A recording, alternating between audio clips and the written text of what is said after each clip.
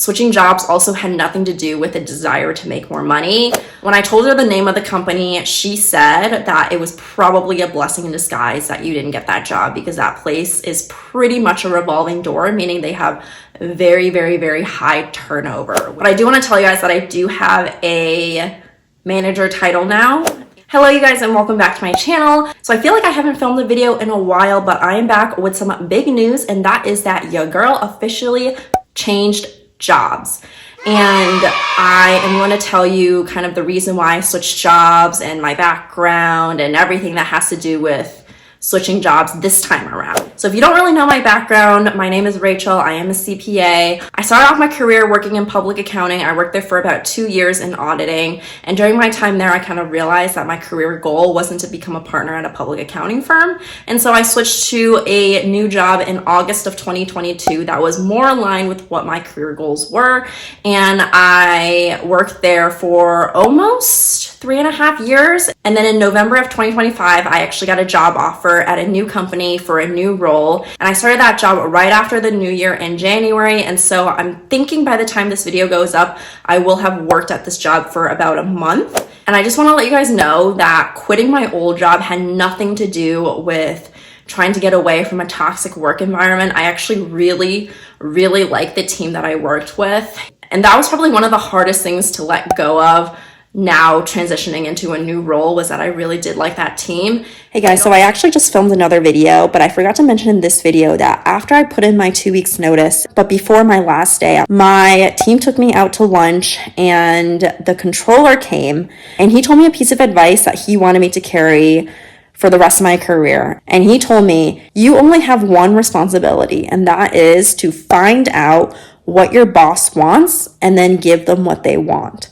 Your job is to make your boss's life easier. And I was like, that is so true. It's so simple, but as long as your boss is satisfied with what you do, you're pretty much good. I just want to let you guys know that, because it is very simple, but sometimes I think we just forget that.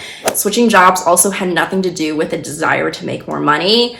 Well, I should rephrase that. It didn't have anything to do with the desire to make more money in the sense that I couldn't live off of what I was making before, but it did have something to do with the desire to make more money in the sense that I knew with the skill set and the experience that I brought to the team that I was being underpaid. And so I guess my overall reason for why I was looking to leave that job is because I just felt like I had plateaued there and I wanted a new opportunity where I can have a fresh start and take on a new challenge. And I felt like the new role that I accepted really opened up the door for me in that sense. So this was my second time transitioning into a new role in my career. And I will say that this time around, job hunting and switching jobs was much more difficult than the first time around, just because the first time around when I switched jobs, it was in 2022. And that's when hiring was really peaking. Everyone was pretty much hiring. And I had actually only been looking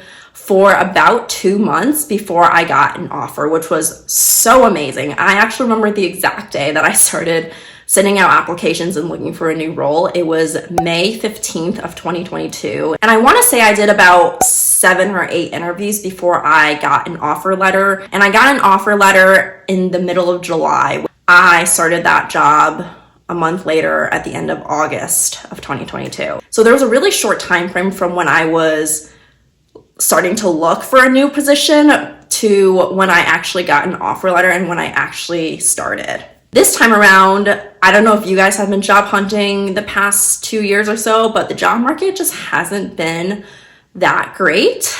There isn't that many people hiring and there's a lot of job seekers. And so there's a lot of competition, and it took me much longer to find a new role. I actually kind of started looking in 2024, and I thought that it would only take me a few months to find something else because that was what happened in 2022. But every year the job market's a little different, and the job market in 2024 and 2025 isn't the same as what the job market was in 2022.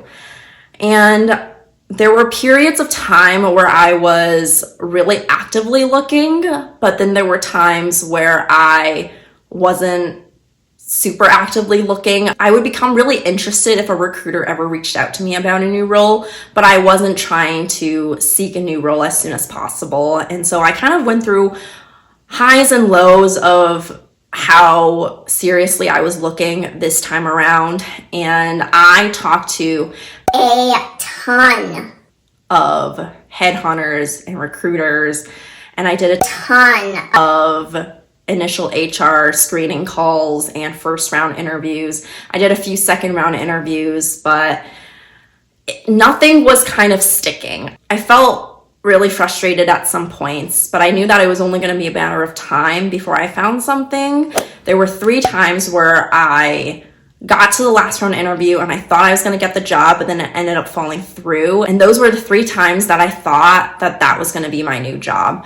So the first time that happened was back in March, where I interviewed for a financial services company. They're a pretty well-known financial services company. I'm not gonna say the name, but I made it to the last round interview for that, and I thought I got the job because the hiring manager spoke to the headhunter who scheduled the interview for me, and they said they were really interested, but I don't know what happened. I never heard back from them, and when I followed up with the headhunter, she never responded to me, and so that job ended up falling through. And I actually talked to the headhunter that placed me at my last job. She called me a few times during my job hunting process this time around, and when I told her the name of the company, she said that it was probably a blessing in disguise that you didn't get that job, because that place is pretty much a revolving door, meaning they have very, very, very high turnover, which isn't a good sign, because I feel like if people are always coming and leaving, it just shows that they can't retain their employees for some reason. So the second time where I thought I got the job, but then it ended up falling through, was back in like July, August, where I interviewed for this medical healthcare company. They're a little bit on the smaller side. They're more of an established startup. And just as a side note, I only intended to work for a more well-established company just because that's where my experience mostly lies. And I just feel like I vibe better in a more bigger, well-established place rather than a startup.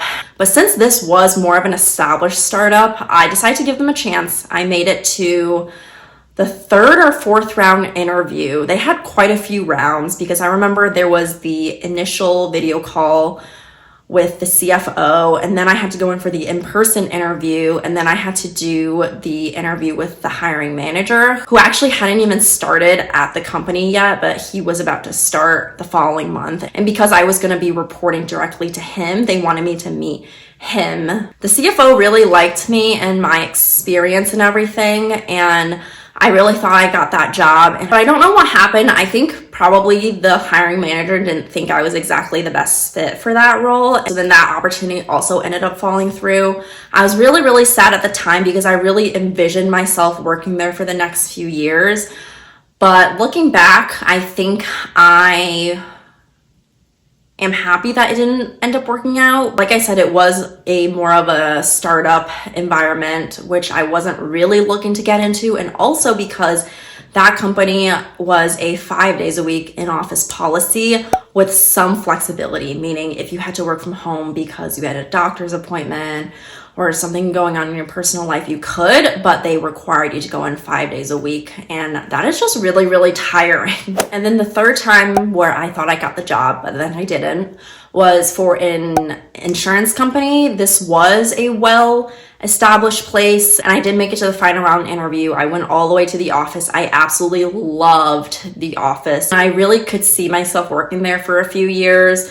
I remember when I went in for the in-person interview, I had it in, I think it was a boardroom or something, but it definitely made me feel like I was a boss. And I really wanted to work there for one primary reason, because my last company that I just quit had just announced that we were going to be going back to the office 5 days a week. Before that, the entire time I had worked there, we were only in 3 days a week and 2 days at home.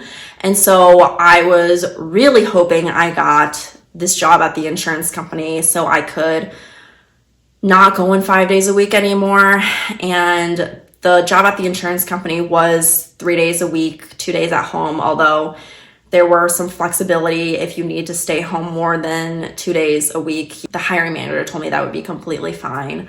I was really hoping that I got the job, but then about a week later, they told me that they decided to move forward with someone else. And I was really sad at the time. I actually found out I didn't get the job the first day that I was supposed to be working at home, but because my company had announced that we were going back to the office 5 days a week, and it was a day that I usually would work from home. And I remember I went to the bathroom during my lunch break and I cried for 10 minutes because I was just really sad that nothing was working out for me. And I actually did have a initial HR phone call that afternoon, the same afternoon that I found out I didn't get the job at the insurance company.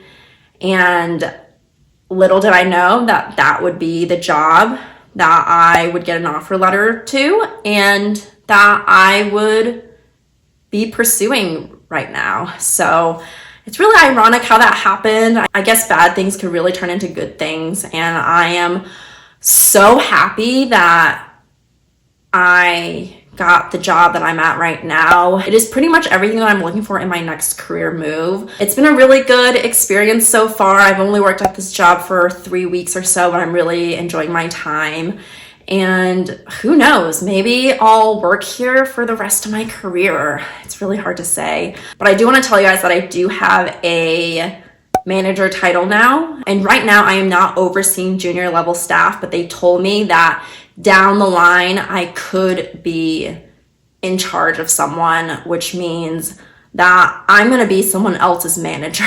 That is just so crazy to me because my entire career I've always had other people in charge of me, but thinking that I could potentially be in charge of someone down the line at this position is just not something that I ever thought would come so soon. And I forgot to mention that when I was interviewing for the job that I accepted, there was another company that was very, very interested in me, and they were paying a little bit higher than the job that I took, and the office was closer to where I live, and it was a set 2 days in office and 3 days at home. And they also offered more contribution for 401k as well as HSA contributions. And I really debated on which job I wanted to take, whether it was the job that I accepted or this other job. But I ultimately went with the job that I did because the other job was more of a startup and I wasn't really wanting to work for a startup. And also the other job, they were only going to give me a senior title, whereas this job, they were going to give me a manager title.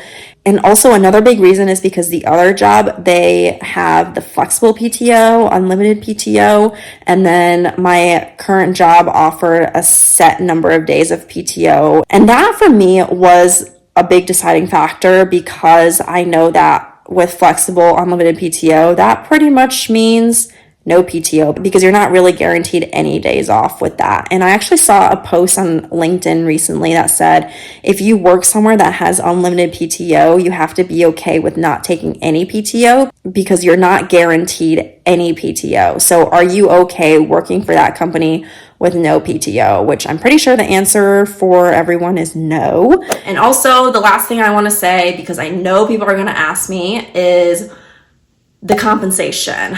And honestly, I didn't even want to mention this at all because in real life, when someone tells you, oh, I got a new job, you don't just say, oh my gosh, congratulations, that's so great. So how much are they paying you? But there's something about being on the internet where I know that if I don't talk about it, people are going to ask me. I'm not going to say exactly how much I'm getting paid because that's obviously private information that I just rather not have out there. But what I will say is that it is in the 6-figure range and it is about 20% more than what I was making at my last job as a senior financial reporting analyst. I am going to make another video talking about how you can get a 6-figure salary in the accounting field within 5 years of your work experience. And I am going to make another video talking about cringy and bad interviews that I've had, because I have done a lot of interviews, both for full-time roles as well as internships. So with that being said, I hope you enjoyed this video. Let me know in the comments down below if you have been job hunting at all and what kind of role you're looking for. If you have been job hunting, and subscribe, turn on the bell notification, give this video a thumbs up, and I will talk to you guys next time. Goodbye.